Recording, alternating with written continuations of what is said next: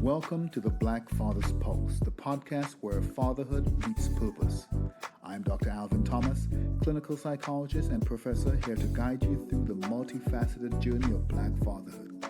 Please note, the views expressed here are my own and not those of my employer. But get ready to dive into the dynamic world of Black fatherhood, where we celebrate the highs, tackle the lows, and share plenty of laughs along the way. Let's keep the pulse of fatherhood beating strong and vibrant.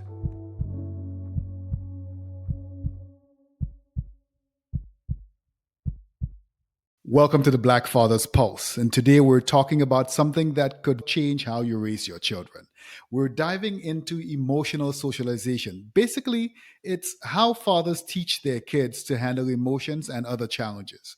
And I've invited two colleagues and professors whose research and experiences are a perfect match for this conversation. So let me welcome them to the podcast.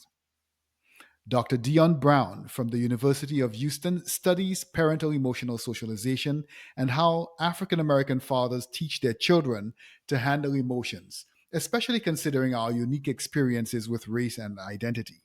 His research is proving scientifically what we've always known about Black fathers' contributions to emotional development. Conial Caldwell from the University of Maryland, Baltimore County, is literally flipping the script entirely. As a race and family scholar, he's moving away from the deficit based research to highlight the resilience and strength that Black fathers bring to their families. His work amplifies our voices and challenges misconceptions through real stories and lived experiences. These two are about to flip everything you know, or at least think you know, about being an emotionally present father. Gentlemen, welcome to the Black Father's Pulse podcast. Thank you. Thank you for having us. Dr. Brown, let's start simple. What Yes. exactly is emotional socialization and why should Black fathers care about it? Great question. Emotional socialization, I always like to define it as the messages that parents send their children about emotions. That can usually be categorized in three popular ways: discussion about emotion or conversations about emotion, responses to negative emotions, and then just simply modeling emotion expression or children observing the way the parent expresses their emotions. And Black fathers should care about it because it plays a big role in child development. Not only emotional development, but I think just all around um, cognitive development, academic outcomes, and performance. Um, I think raising an emotionally aware or intelligent child is an extremely important task, and I think it's needed today more than ever. That's why Black fathers should care about it. Thank you so much for that. You talk about how raising an emotionally intelligent child is an extremely necessary skill and something Yes. that fathers should be taking up. How do Black fathers teach emotions? And are they doing that in a way that is different from other families? Yeah, great question. I think in some ways it's similar. Um, there's some work that suggests that compared to mothers, fathers from different ethnic groups are more likely to respond to their children's negative emotions with quote unquote non-supportive responses. So Mhm. things like punishing or minimizing. Um, but then in some ways, I think it's also different. I think a lot of times we dichotomize parental emotion socialization. So it's either supportive or non-supportive. And I think for fathers, particularly low-income Black fathers, a lot of times those practices may combine, and you might see some affectionate practices, which is typically considered more supportive. And then you may also see some discipline that could be considered non-supportive depending on the impact that it has on the child. But I think the ways that Black fathers are engaging in emotion socialization, I'm interpreting it as challenging the ways that the field typically categorizes or boxes in these types of Mhm. parenting practices. And then remind me of the second part of the question. Second part is, does this look different Yes. across different types of families or Yeah. even ethnic Um, groups? yes, absolutely. I think for African American families, The processes of emotion socialization and racial socialization are often in tandem and often integrated. And so some of the practices or messages that Black families may send about race, they might double as a emotion socialization practice and vice Mm, versa. And so Black families have that added layer of not only am I trying to raise an emotionally intelligent child, but I'm also trying to make sure this child is safe in America and that they're not too expressive in the wrong context because mm. there could be some negative consequences for that. And Black families want to protect their children from those. So, yeah, definitely No, looks different for Black families. thank you. So, Dr. Caldwell, over to you. Your research focuses on flipping that script from deficit based narratives. What are we getting wrong about Black fathers and emotions as far as what your research is showing?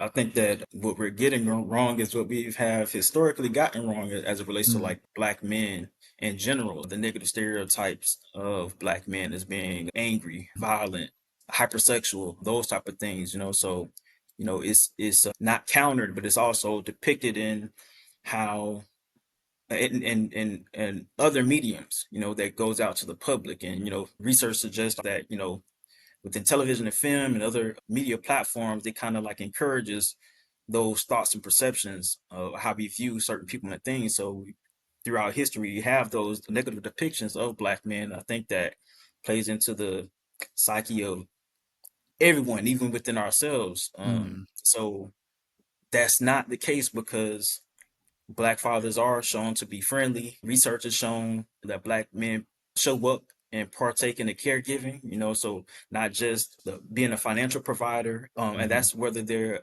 within the household or non-resident living outside of the household. They actually partake in the parenting practices, whether it's giving baths, helping to read, playtime, and things of that sort. So I think there's an issue with how public media and even with some of the deficit-based research that we've seen out there, things without much context to the lived experiences of Black men and Black fathers.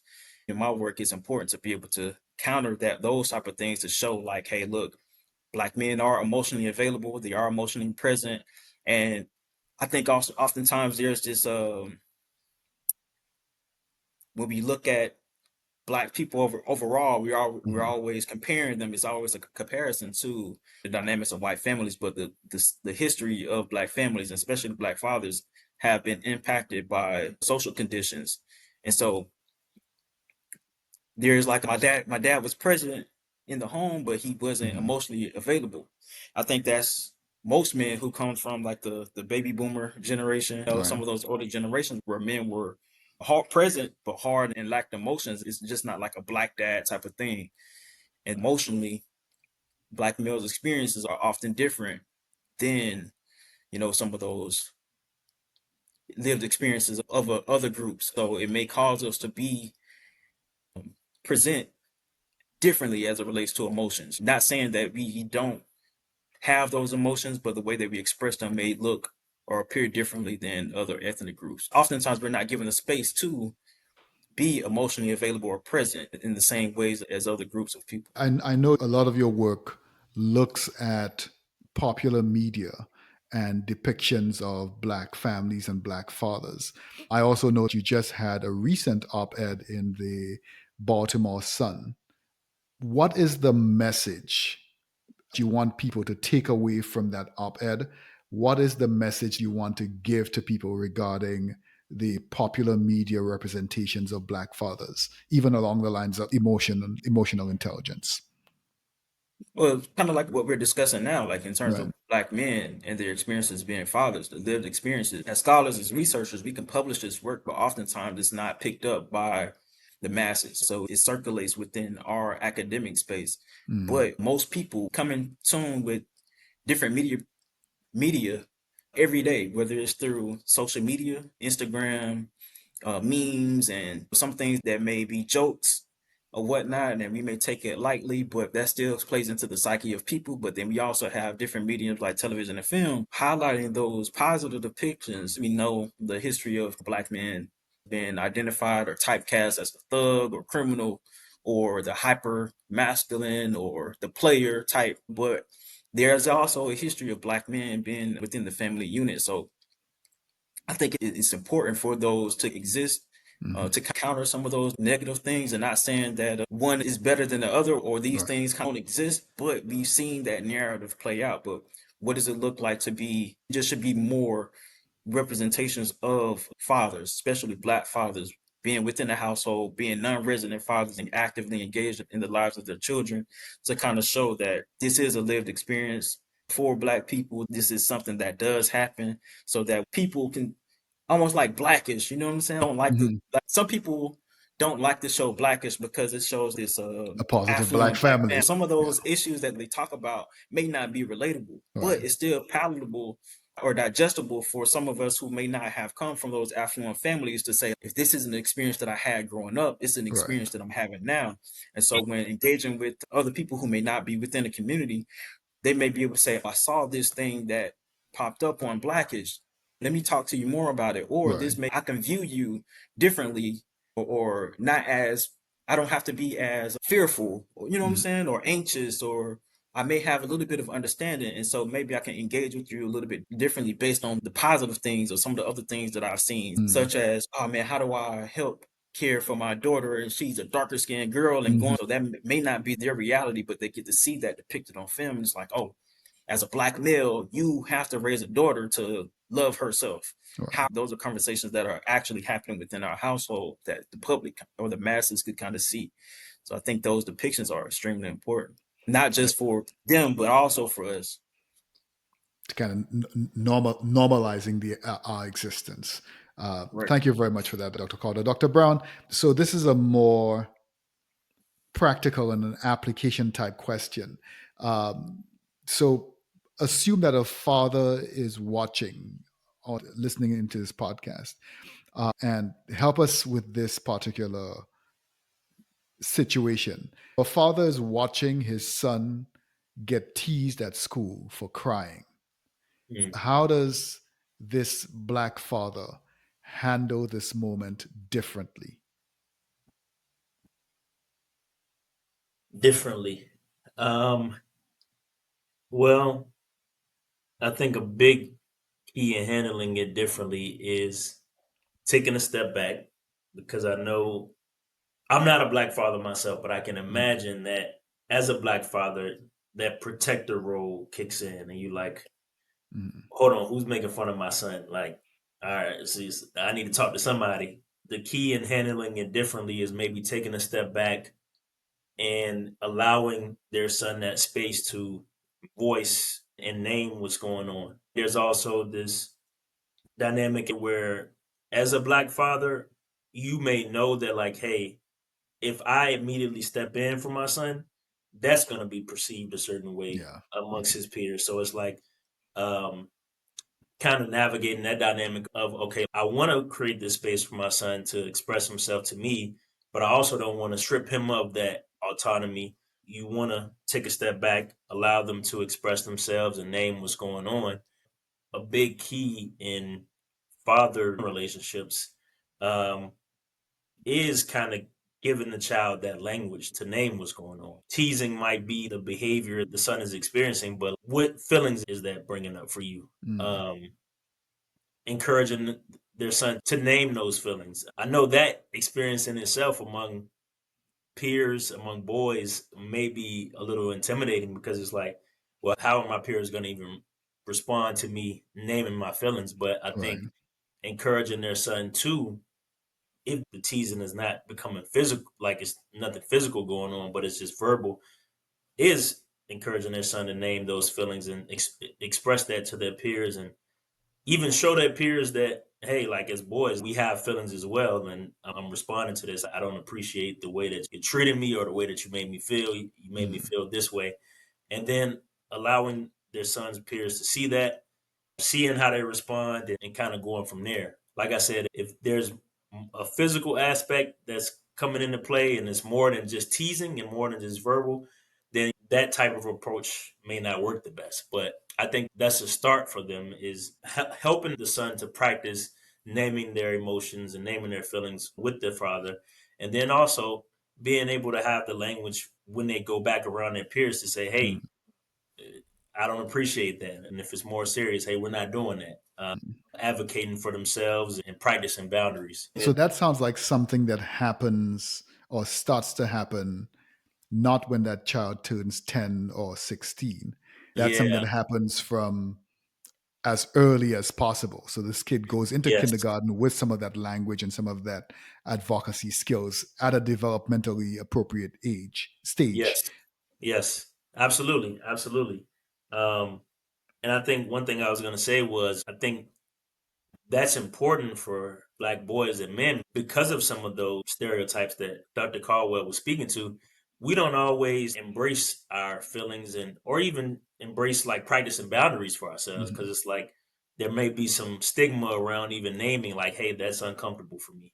Mhm. Um, and so I think you're absolutely right that it starts early in even just thinking about some of my work with fathers of toddlers.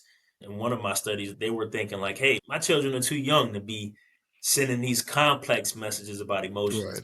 I think it's also important to acknowledge that you could be laying the foundation Yeah. as early as that period, helping them learn what they're feeling, acknowledging that hey, they are starting to have increased emotional skills and that you can be cultivating them. And I think that it's important that that's not limited to mothers. I mean, Mm. it may look different in different families depending on the roles, but it's not limited to mothers to cultivate those emotional skills in your child. Excellent. Thank you so much. Dr. Caldwell, kind of going to that same situation with the father who is seeing his son affected emotionally and otherwise by bullying or teasing. Could you speak directly to that father who was told boys don't cry growing up? What would you say to him about raising his own son? His son is coming home or is at school crying about being teased, but the dad grew up knowing that boys just don't cry. Like you handle your business, whatever that means. Like but you definitely don't cry. Don't let them see you cry. Yeah, I think that culturally within our community, many of us have been raised to if they hit you, you hit them back, or you do it in a way where they know not to bother you, right? But then even with looking at how Black boys are targeted within the school system, so like suspension rates and disciplinary rates are much more Mm. higher for them. But also, like Deon was saying, was like, man, the protective factor jumps in is like, hey, I don't want nobody messing with my son. If they do, you respond in this type of way. But I think that raising an emotionally intelligent person kind of prevents the crash out, so to Mm. speak, right? And so you can bottle it up for only so long until it comes to a head and you crash out. And so it's best to kind of like go through those steps almost like parents and kind of like some of us receive, hey, look, if this thing is happening, let me know. That's the first step. Then after that, you let the teacher know, Mm. right? And you continue to let people know so that if it comes to a point where you have to handle your business, it's already been notified that this bullying has happened. You've taken the steps to kind of like prevent what's occurring instead of just crashing out or behaving in a way that's going to cause issues for yourself, but also ultimately for the family. So I would say in the same way that we have formal or informal training when it comes to emotional socialization or racial socialization, you have to teach and model what that behavior looks like and how, if you're feeling this thing, first let's talk about the feelings. Let's talk about or identify key players or stakeholders that we can communicate with before there's like a action, right? So the first action is identifying those key stakeholders that you can kind of get something done, but then after that we'll figure it out or handle Mm. it however we can handle it. I think that's easier said than done oftentimes, especially Yeah. within our community. And oftentimes you don't feel like the stakeholders have your best interest or are as resourceful for you in the same ways that they are for other people. I want to repurpose that spotlight on community and stakeholder investment in our young people, in our children, and talk a little bit about this subculture that's developed and is continuing to develop, the YNs and crashing out Yeah. subculture. Um, Just yesterday, I think it was late last evening, I saw this video that was going viral. It's of a 16 or 17-year-old African American young man who is all over social media now. He was on Instagram last night, crying and talking about his challenges of being homeless. So he says he's been homeless for about a week. There's nobody to talk to, nobody to express what he's going through, nobody to provide him guidance. There's no space mentally for him to explore what he's going through. He doesn't know where he's going to sleep. Every day he wakes up, he has to think of what he's going to eat, where he's going to eat, where he's going to sleep, if he's going to be safe. And there's not enough time in that day to both explore that and explore who he's about to become, what he could become.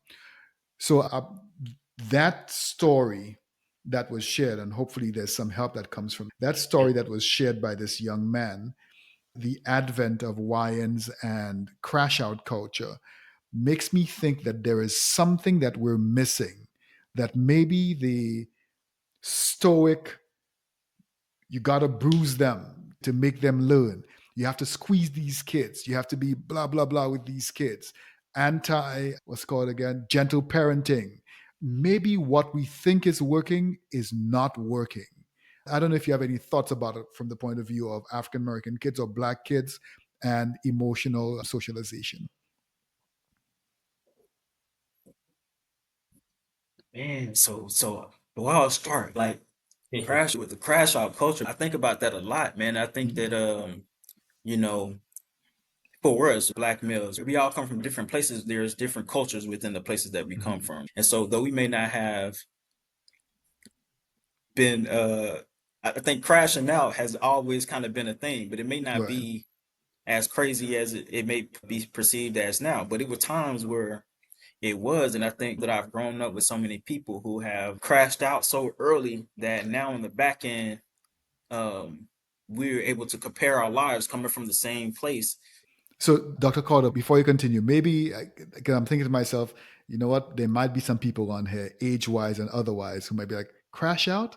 What's this crashing out thing is? So, if you could just very briefly tell us what crashing out is and then go back to your So point. I would say like engaging, like going off, diving off of the deep end and behaving or engaging in some type of behavior or activities that are like physically violent or that can get you incarcerated, whether it's attempting to harm someone, threaten someone, or actually committing that act, right? And so with So, it's myself, it's wildly aggressive, wildly violent in right, response to some exactly, situation. right, right. Okay. And so I think that for myself, I'm always going back to the influence of television and film. For me, it was the Cosby Show and how that was like, oh man, these kids live in this house and I'm living how I'm living. I Mhm. want to get to that point in life. And so kind of trying to figure out how can I live in that type of comfort, and crashing out wasn't a thing, you know what I'm saying? And so now I think crash out culture is almost like cool because people are rapping Yeah. about it. You know what Yeah, I'm saying? They're seeing in yeah, television and film, and there's already this as black men or how we're reared, and not just by the men and women within our household, but how society is raising us not to be soft, not to appear to be weak, to be emotionless. You're almost rewarded in a way because the toughest person normally gets the girls, you know, people admire him, so to speak. And but looking at it now, it's like I'm so grateful that the times I either wanted to crash out Mhm. or the crash out wasn't a full crash out. I'm able to be in this space or in this capacity, whereas I have some of those friends or people that I've grown up with who've crashed out and never see the light of day again, or the lives that they want to live is kind of hard because Mhm. of criminal background, or the crash out caused them to do some time or be incarcerated and things of that sort. So I think crash out culture is promoted and it's appealing, Mhm. especially now. I think that it's more appealing to kids who don't even come from environments where there are crash outs. You know Yeah. what I'm saying? And they engage in those activities and behaviors because of this is perceived as cool All right. or whatnot. I So, don't know if that even answered your question, but those are the things I was thinking about as it relates to the crash out. Dr. Brown, I'll come to you in a little bit. So, I'm hearing that crash out is both an identity building activity. I want to be seen as being part of this subgroup or culture. And so I crash out within limits to allow me to be part of it. But it's also a coping mechanism. I want an immediate fix to something that's causing me frustration. It might be that somebody said something about me online and I'm going to shut this down immediately. So I find you and I shoot you. It's a crash out. It ends the situation, but it has created a whole new situation, a lot bigger than I was hoping for. Or you say something or you do something, and I see you at school, and the next time I see you, it's on site. And we Yeah. start scrapping, we start fighting, and I get expelled, or I get suspended, or I get arrested. And so my crash out addressed my current situation. It was an immediate release for my current situation. But because of where I am cognitively as a younger person, I Mhm. often am not able to appreciate the long term effects, the long term trajectory of my current initial crash out. The number of times I've seen videos of kids who crash out, and then you see them 2 or 3 years later in their court case getting the sentence, and they're like, wait, what? That was possible? 5 life sentences is possible, and you just got it, and you're 17 years old or you're 19 years old. Your life is almost pretty much over. Yeah. Um, and it feels like we as black fathers, as and talking about father biological fathers as well as father figures, social fathers, that we as black fathers are behind the curve in that conversation around emotions with our kids, with the young men and women that we're trying to support and nurture, that they're down a path and we're still chasing them down, trying to catch up with them to give them the skills, the emotion coping skills. That's kind of where my mind was going as you were talking. But I'm going to turn it over to you, Dr. Brown, to talk to us a little bit about this crash out culture, crash out and YNs and emotional socialization. I had a number of thoughts going from you all talking. One was a line from a Christian rapper named KB, and he Mhm. said, "It's easy to crash out. It takes a man to love you."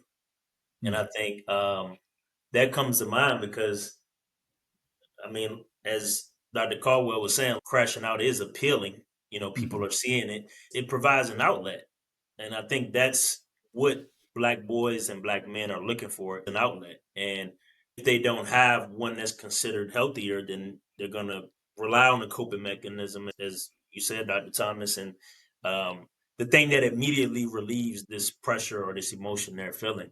Um, when it comes to YNs and crashing out, I think it speaks to the generational differences. You have this, I guess there's like a pendulum swing. You have the stoic and boys don't cry. And I never had those outlets. And maybe Mm. if that's me as a father, I don't think that my son should have, you should be raised the same way. And then you have the crash outs and the Mm. YNs on the other end. That's okay. Well, I may have, I may I may have this experience that I haven't gotten to express yet. And now it's similar to, the older generation of things have been suppressed and now it's bubbling Mm. over and it's just exploding. And so I think when you pose the question or the idea of like what's missing, um, it's like their range, their Mm. full range of emotions and being able to experience them and express them. Because even if you do believe as a father, like, hey, I don't think you should be out here just expressing yourself all the time. Like that's not Mm. healthy. I think what's most important is to create a space where your son can do that. Yeah. If it's not in public and you like, look, hey, I don't want you misrepresenting my name out here and the family out here. I hope that they would at least know that they can come home to a space where it's like, hey, okay, I held this in all day, but I'm home, I'm here, I'm safe. Mhm. Dad, this is how I'm feeling. Or mom, this is how I'm feeling. And so I think those are some of my thoughts as it relates to this subculture that you speak of, and also it made me think of kind of like maybe like the juxtaposition between crashing out and cool pose. Mm. Mm. Yeah. You know, Majors. Yeah. Which is that idea of like, like as black men maintaining that coolness, Yeah. and I'm in control, and I'm in I'm in demand of things. I Hmm. control my destiny. I control my fate. And then again, that pendulum swinging. Like, well, maybe I was trying to stay cool, but it's Right. a wrap now. I've reached my threshold, and so, yeah, I think that there's I guess there needs to be a bridge, a continuum, or a greater Mm. range of ways to express ourselves and maximizing outlets for black boys and black men, because maybe you do need to crash out in a sense, but there can be a healthy way to crash out. You can go Right. to, like, you can do some axe throwing or a rage room or something. You can do things like that where you crash out in a more controlled setting, boxing. Mm. There may be a need for crashing out in a sense, but definitely not something that you can't recover from. Thank you very much for that. There's a psychological coping mechanism called sublimination, Mm. where we find normal activities that allow us to express what would otherwise be seen as not socially unacceptable behaviors.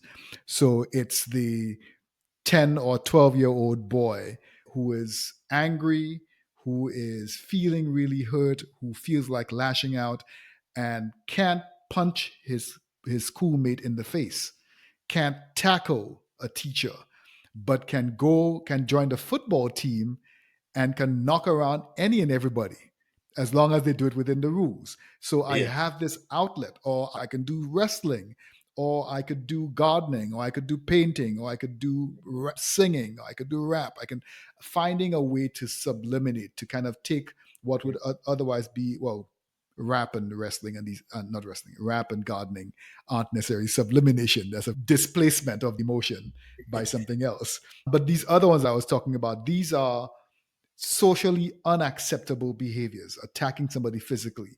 But in this specific space, it is not only allowed, it is celebrated. And so I wonder if that is that. This is my mind going on another tangent. I wonder if that's why we have so many brothers in the NFL and Mm. in some of these other sports, because they don't have these other spaces to express some of the hurt that they're feeling. They Yeah. want to crash out, but there's Yeah. no space for crashing out. And so the best place to crash out is join the football team, and you become really good at it Yeah. because there's so much to give. I wonder to myself if that crashing out in itself is not necessarily a negative thing. Mm. But if crashing out is your only option, if crashing out is the only coping mechanism that you have, then you're in trouble. I don't think people just show up and just crash out. Oh, my toe is hurting me this morning. I'm going to crash out.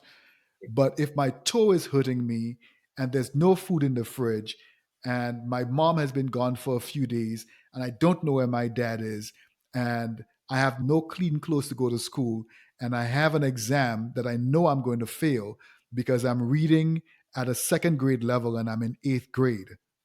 Mm. And I walk into school and somebody says, "Here comes this big dummy again." Mm. I am here.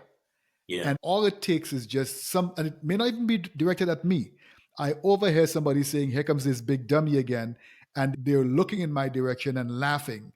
And I assume it's me that they're talking about. And so before they even say anything, I grab something or I rush at them and it becomes violent. Yeah. And that's because when all of those smaller stresses were developing and building, I didn't have the outlet valves to let out some of that frustration, some of those emotions. We're talking about how Black fathers can provide support for kids and help their children with emotional socialization. But how are schools and our systems not recognizing the emotional work that Black fathers are doing, but also not recognizing the work that needs to happen with our kids? These kids who are crashing out are not crashing out from home, they're also crashing out from school. What is it about our systems that's causing it to not recognize both the work that's being done, but also the work that needs to be done among our kids? So first, that also made me think about value, right? And Mm. so sometimes, like when we meet social development, like in some of those developmental stages, your peers have value. Your parents have some value, but your peers also have value. So if I'm not the most athletic, where I'm receiving the value or being respected in that way, the crash out is the value. You know what I'm saying? Like people know that to respect me, people Mm. know that I have value because I'll crash out, or it'll be an issue if you play with me, so to speak, right? And Mm. so now I'm valued. I'm somebody, and I think that one Even if as even if it's negative value. even if it's Yeah. negative, right? And so I think we have to kind of create as black men, as fathers, social fathers, mentors, whatever. We have to kind of create spaces and places where our kids can be valued, even though in certain age groups it may not be as valued as their uh, the perceptions of their peers. It's still a place where they can say, I'm not valued because I'm on the football team, or Mm. I'm not valued because I'm playing basketball. I don't have to be valued because I'll crash out or people know me as a crash out. I'm valued because I have these different talents and skills. And I think that, so I used to work prior to getting earning a PhD. I was a school social worker. And so I would work. And of course, they Of placed me in the Yep. low performing schools. Most of Yep. the student populations are black, right? Yep. And they want me. Oh, you look young. You look like them. You look like them. And so um, those schools, especially exceptional centers, I think the system is kind of like working how it's supposed to work, because most of the students who were placed in those exceptional centers or labeled with the IEP or 504, Mm. oftentimes it was a EBD, emotional behavioral. Mm. Uh, and when you look at those kids, you look at the background, they come from poverty stricken areas. Mhm.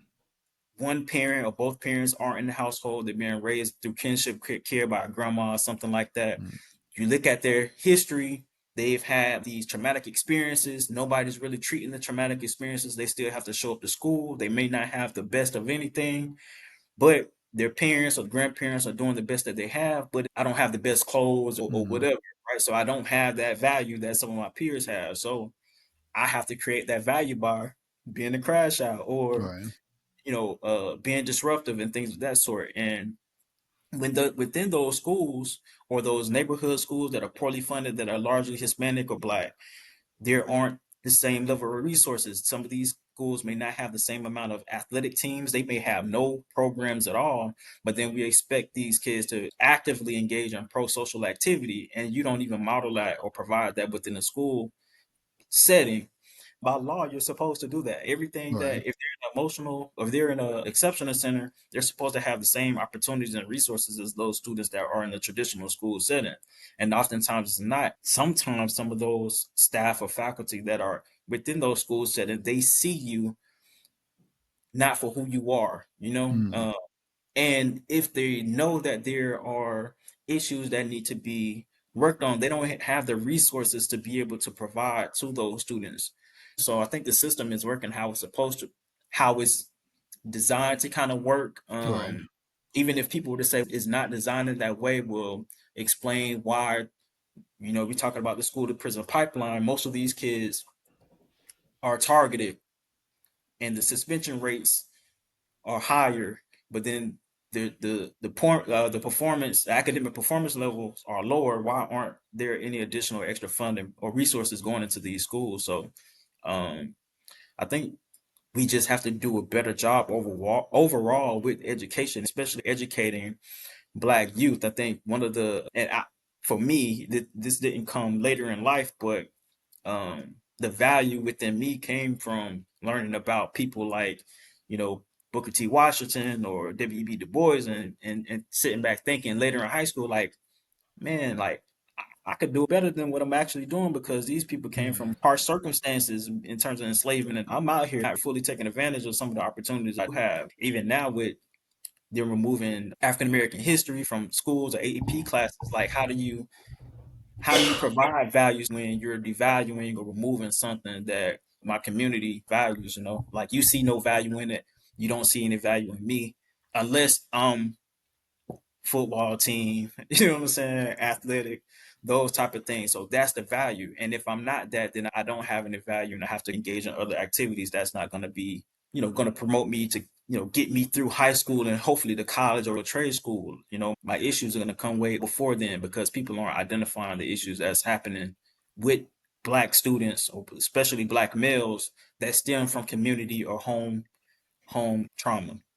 Yeah, I think one of the ways that schools and just public context may be missing the emotional labor that Black fathers are engaging in is by assuming that they're not engaging in Mm, that type of labor, and maybe yeah. only involving mom, and that may be a challenge involving fathers depending on residential status, depending on uh, living arrangements and things Mm, like that. I think that's an important thing that not only public context, but also like researchers, as we're trying to engage Black fathers, is like, hey, we're going for primary caregivers, or we're just assuming that, the mom is going to be doing most of that emotional labor, which may be the case, but I think it's important to recognize that Black fathers do contribute to this process.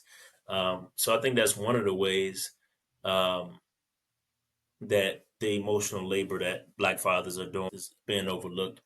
Um, I think another way when it comes to like schools and public context, to build on what Dr. Caldwell said about value, is whether schools value Black culture in the ways that emotions may come up for Black children, and also just like Black brilliance in the ways that mm, Black children are engaging with educational content, and how cultural values may show up in that context. I think sometimes there's some cultural mismatch.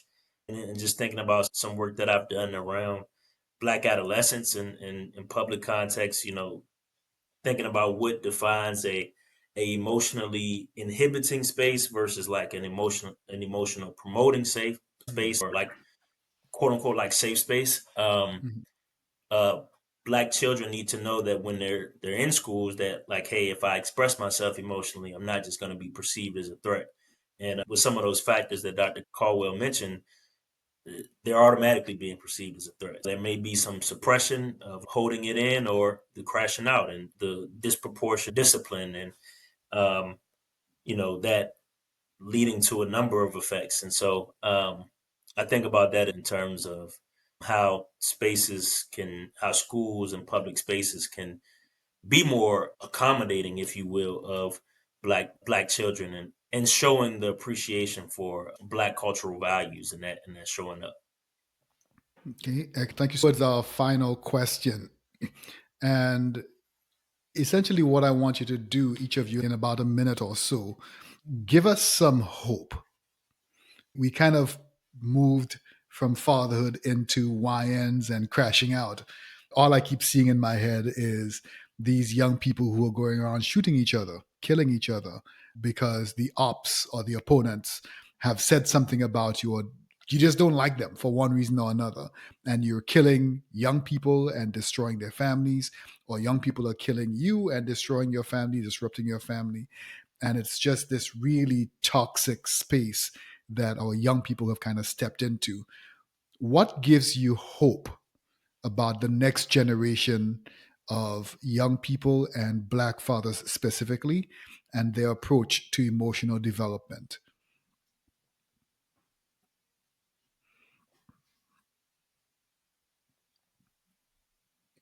Man, what gives me hope is seeing, like, especially with young people, seeing how they're actively engaged socially and politically.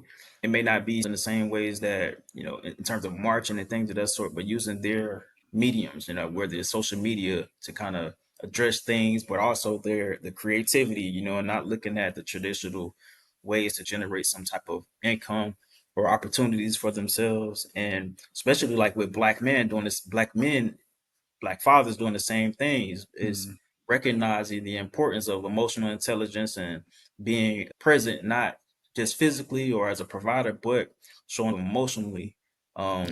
I think we're seeing a lot of that in so many different programs, whether it's not just the traditional donuts with dads type of Mm, thing, but more so jogging clubs where they're jogging their kids within their strollers and things of that sort, mm, or you know different apparel with the dad gang. People are taking pride in being fathers. I think Right. that's extremely important. It's like a different generation of black men, and it may be due to the awareness or people being able to see it more, that black men are not just doing it alone, but they're joining groups with other black fathers as it relates to figuring out fatherhood. You know what I'm saying? So those are the things that makes me hopeful.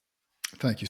I think what gives me hope is the youth who are looking for an outlet, as we touched on earlier. The fact that they may be attracted towards the crash out culture lets me know that they're looking for an outlet. Mm, We have to kind of redirect that yeah. energy, those emotions somewhere else. So it's like they want to express themselves.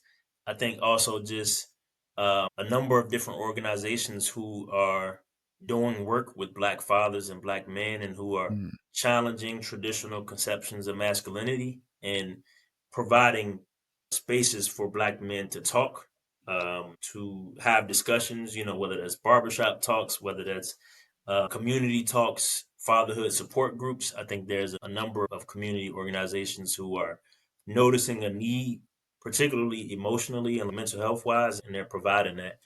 And I think also just building on Dr. Caldwell, a generation of fathers who are determined to be there, right? Like when you ask them, a common thing that I might hear is like, my father wasn't there for me, so I'm determined to be there for my child. Um, and mm. that determination can be built on to explore what it looks like to be emotionally available. Maybe they do think of it as just one way, but then we can build on that for them to learn what it looks like to be present emotionally. Great. So we've come to the lightning round. It's the quick fire question section for both of our guests. I have 5 questions, and I'm going to ask you not to explain 5 questions, your lightning round response to it. What is the biggest misconception about Black fathers and emotions? We'll go with you, Dr. Caldwell, first for this one. Non-existent. Non existent. Dr. Brown.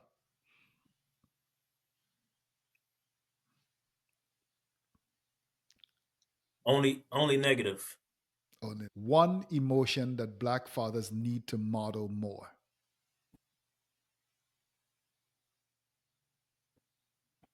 Sadness. Hmm. Joy. Hmm. The best age to start intentional emotional teaching.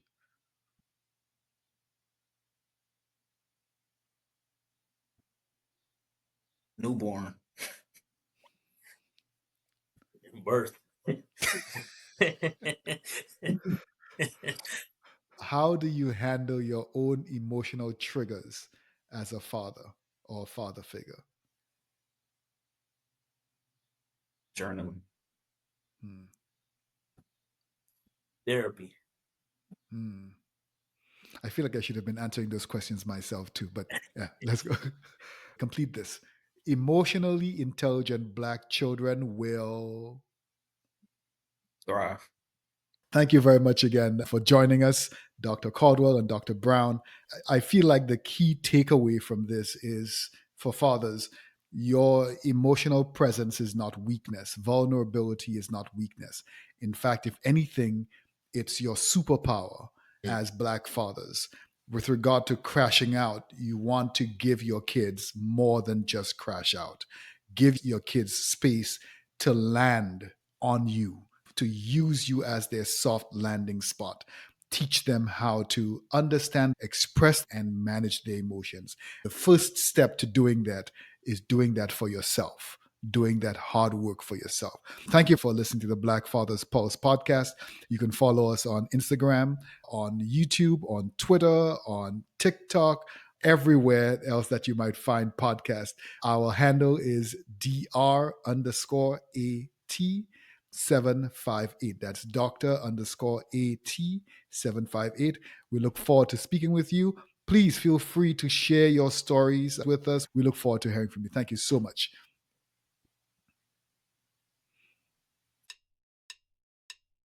You've been listening to the Black Father's Pulse. I'm your host, Dr. Alvin Thomas. I'm a clinical psychologist, researcher, and director of the TriLab at the University of Wisconsin-Madison. Views shared on this podcast are mine or that of my guest and are not associated with the university.